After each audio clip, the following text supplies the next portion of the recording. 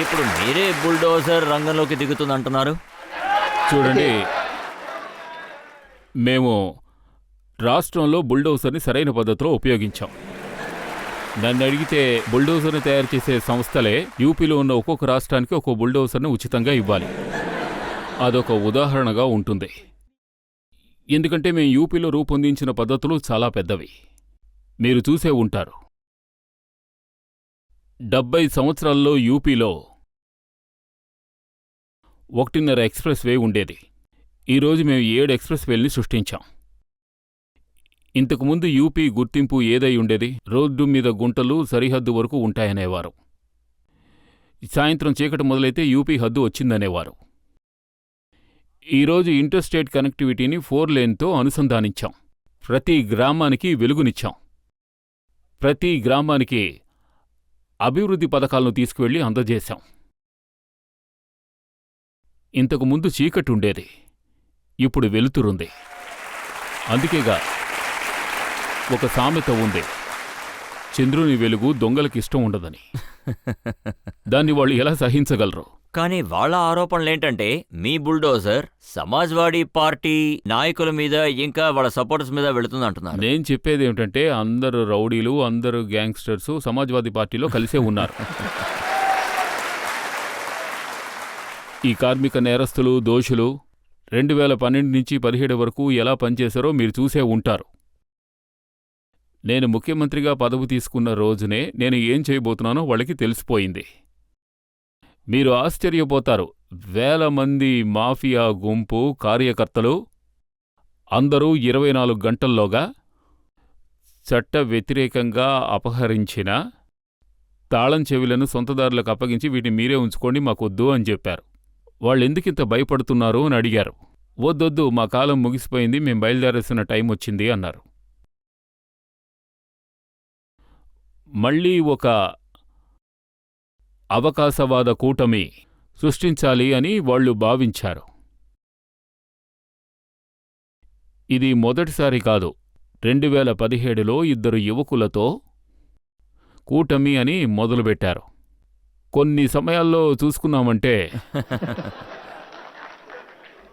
మనం ఎవరితో కలుసుంటామో వాళ్ల ప్రభావం ఉంటుంది. సహవాస దోషం వాళ్ళిద్దరి మీద ఎంతో స్పష్టంగా కనిపించింది.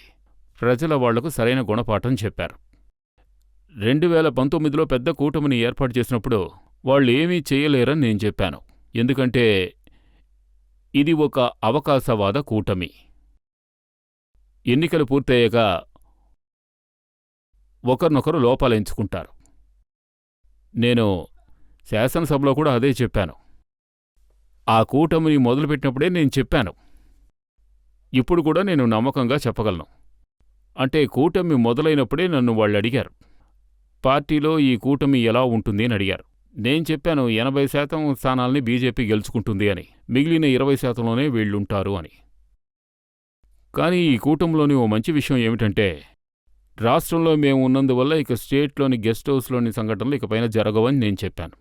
మీరు చూస్తూ ఉండండి, ఈ తమ్ముళ్ళందరూ కలిసి బీజేపీకి వ్యతిరేకంగా ఒక కూటమిని తయారు చేసి కుల వ్యవస్థలాంటి ఒక రూపకల్పని తయారు చేయాలనుకున్నారు.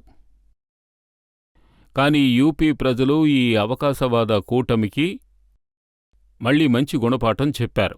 నేను గట్టిగా చెప్తున్నాను, బీజేపీ పార్టీకి వ్యతిరేకంగా వచ్చిన ఈ కూటమి ఎన్నికలు పూర్తయ్యాక ఒకరి మీద ఒకరు లోపాలెంచుకోవడం మొదలు పెడతారు. వాళ్లలో వాళ్లకే గొడవలవుతుంటాయి. కొన్ని సందర్భాల్లో కొట్టుకోవడం కూడా జరుగుతుంది. ఆ తర్వాత ఒకరినొకరు లోపాలెంచుకుంటూనే ఉంటారు. ఎందుకంటే అక్కడున్నవారందరూ కాస్త బుద్ధి తక్కువ రాజకీయ నాయకులనే చెప్పాలి. కాబట్టి అందరూ కలిసి ఆ పనే చేస్తారు. మీరు దిగులు పడకండి, మేము గట్టి నమ్మకంతో అన్నిటినీ సాధిస్తాం. మా కార్యాచరణ ఆగదు. అంటే ఇప్పుడు ఎక్కువ జనాభా ఉన్న ఉత్తరప్రదేశ్ దేశంలోనే ఆర్థికపరంగా మొదటి రాష్ట్రంగా మారాలి అంటే ఉత్తరప్రదేశ్లోని నేరాలను, కుల రాజకీయాలను, మాఫియా రాజకీయాలను పరిపూర్ణంగా అంతం చేయాలి, వాటిని తొలగించాలి అని నేను చెప్తాను. నాకు సంబంధించినంతవరకు భారతీయ జనతా తర్వాత పాలనా కాలం ఎంతో ముఖ్యమైందిగా ఉంటుంది. అంటే శాశ్వతంగా నేరాలను, మాఫియా రాజకీయాలను పూర్తిగా అంతం చేయాలి. అదేవిధంగా యూపీని ఒక అభివృద్ధి చెందిన రాష్ట్రంగా అభివృద్ధిపరిచి ఒక వ్యక్తికి సగటున ఆదాయాన్ని జాతీయ సగటున కంటే ఎక్కువగా ఉండే స్థాయికి పెంచాలి. అదే నాకు ఉన్నటువంటి ఒక అతి ముఖ్యమైన యోగి గారు, లక్ష్యం. నేను సమాజ్వాడీ పార్టీ వాళ్ళ క్యాంపెయిన్ కూడా చూస్తున్నాను. అఖిలేష్ యాదవ్ గారు మాట్లాడింది కూడా విన్నాను. ఆయనేమంటున్నారంటే ఈ బుల్డోజర్ లఖీంపూర్ ఏరియాలో ఎందుకు నడవట్లేదు అంటున్నారు. హాత్రస్లో జరిగిన సంఘటన చూసి యోగి గారు మనసు ఎందుకు కరగలేదంటున్నారు. చూడండి, అత్రస్లో జరిగిన సంఘటన కావచ్చు, లతీపూర్లో జరిగిన సంఘటన కావచ్చు, రెండూ దారుణమైనవే. రెండిట్లోనూ ప్రభుత్వం చర్య తీసుకుంది. సరైన సమయంలో చర్య తీసుకుంది. హత్రస్ సంఘటనలో యూపీ పోలీస్ ఏ స్థాయిలో చర్య తీసుకుందో అంతకు మించి ఒక్కడుగు కూడా సీబీఐ ముందుకు వేయలేదు. ఈనాటికి ఆ వాస్తవమేమిటో తెలుసుకోవాలని నాకు ఆశగా ఉంది. ఉత్తరప్రదేశ్కి చెడ్డ పేరు తేవడం కోసం ఎటువంటి కుట్రలు జరుగుతూ ఉన్నాయో ప్రజలకు కూడా తెలియాలని నేను కోరుకుంటున్నాను. ఇది వాస్తవం. రెండవది, లఖీంపూర్ సంఘటనలో కూడా ప్రభుత్వం వెంటనే చర్య తీసుకుంది. ఆ సంఘటన ఉపయోగించుకుని గొడవలు చేయాలనుకున్న వాళ్ళు విజయం పొందలేక వాళ్లకున్న చిరాకేమిటంటే వాళ్ళు కుర్ర సంఘర్షణలు మొదలుపెట్టాలనుకున్నారు. అందులోనూ వాళ్ళు విజయం పొందలేకపోయారు. మేం దాన్ని అడ్డుకుని పరిపూర్ణంగా కట్టుబాటులోకి తెచ్చుకున్నాం. కానీ ఈ రెండు సంఘటనలు నేర సంఘటనలా అనిపించొచ్చు.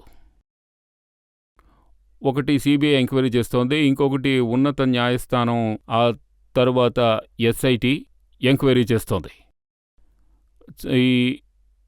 ఇలాంటి సంఘటనలు ఒక్కోసారి సమాజంలో పెద్ద ప్రభావాన్ని చూపించవచ్చు. కానీ రౌడీయిజానికి మార్గంగానూ, భయపెట్టి డబ్బుగుంజే మార్గంగానూ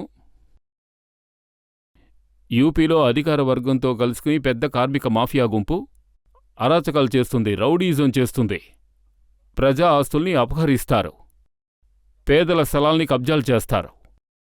అలాంటి వాళ్ల కోసమే బుల్డోజర్లు. వాటిని ఉపయోగించడం కరెక్టే. ఇంకొకటి, ఆరోపణలు చెప్పేటప్పుడు తీవ్రవాది అని కూడా అంటున్నారు. చూడండి, ఎవరు తీవ్రవాదులో ఎవరు కారో ప్రజలకు బాగా తెలుసు. ఇంతవరకు జరిగిన తీవ్రవాద సంఘటనలన్నీ 2003 నుంచి 2007 వరకు సమాజ్వాదీ పార్టీ హయాంలోనే జరిగాయి. ఈ తీవ్రవాదులు అంటే గోరఖ్పూర్లో కూడా 2007లో 8లోనూ బాంబ్ బ్లాస్టులు జరిపారు. గోరఖ్నాథుని కటాక్షం వల్ల ఒక్కరు కూడా అందులో ప్రాణాలు కోల్పోలేదు. లేదంటే గోరఖ్పూర్ను అంతం చేయడానికి పన్నిన కుట్ర అహ్మదాబాద్లో జరిగినట్టే పెద్ద అంచాన్ని చవిచూసేది. వరుస బాంబ్ బ్లాస్టుల్లో అహ్మదాబాద్లో 56 మంది చనిపోయారు. కాశీలో సంకటమోచన ఆలయంలో జరిగిన దాడిలో 12 మంది చనిపోయారు. న్యాయస్థానంలో జరిగిన దాడిలో అయోధ్య, లక్నో, వారణాసిలో 15కు మంది పైగా లాయర్లు, అమాయక ప్రజలు అందులో బాధించబడ్డారు. పలుచోట్ల బాంబు పేలుళ్లు జరిగాయి. ఇంతకంటే సిగ్గుచేటి విషయం ఏమిటంటే 2013లో సమాజ్వాదీ పార్టీ ఈ తీవ్రవాదుల మీదున్న కేసులన్నింటినీ వాపసు తీసుకుంది. అన్ని కేసుల్ని. ఇదే అతి గొప్ప ఉదాహరణ. ఒకటి, వాళ్ల పాలనా సమయంలో విపరీతమైన తీవ్రవాద సంఘటనలు జరుగుతూ ఉండేవి. రెండవది, ఆ తీవ్రవాదుల మీదున్న కేసుల్ని వాపసు తీసుకున్నారు. మూడవది, అహ్మదాబాద్. వరుస బాంబు పేలుళ్లతో సంబంధం ఉన్న ఒక తీవ్రవాదికి మరణశిక్ష విధించారు. ఆ మరణశిక్ష విధించిన కుటుంబానికి సమాజ్వాదీ పార్టీతో సంబంధం ఉంది. చూడండి, అది కేవలం అహ్మదాబాద్ సంఘటనే కాదు. చెప్పాలంటే ఢిల్లీలో జరిగిన బట్లా హౌస్ సంఘటన. అది జరిగినప్పుడు బట్లా హౌస్ సంఘటన గురించి మీరు చూసే ఉంటారు. నేరస్తుడైన మొహమ్మద్ సేఫ్, వాడి సహోదరుడికి అందులో సంబంధం ఉంది. తర్వాత వాడు సిరియాకి తప్పించుకుని పోయాడు. ఆసంగర్ ప్రజలకి, సంగట్బెడ్ ప్రజలకి ఇటువంటి పరిస్థితిలో ఉండే వీటిని మీరు గాఢంగా పరిశీలించారంటే మీకు 38 మందికి ఉరిశిక్ష పడింది, అందులో ఒకరినించుకుని సమాజ్వాదీ పార్టీ మనిషి అంటున్నారు. చూడండి, ప్రశ్న ఏమిటంటే ఏ రాజకీయ పార్టీ అయినా దేశ సంరక్షణని తుంగలో తొక్కి కేవలం ఓటు బ్యాంకు కోసం దేశ సంరక్షణని తుంగలో తొక్కేస్తే ఈ దేశం దానిని ఎప్పటికీ అంగీకరించనే కూడదు.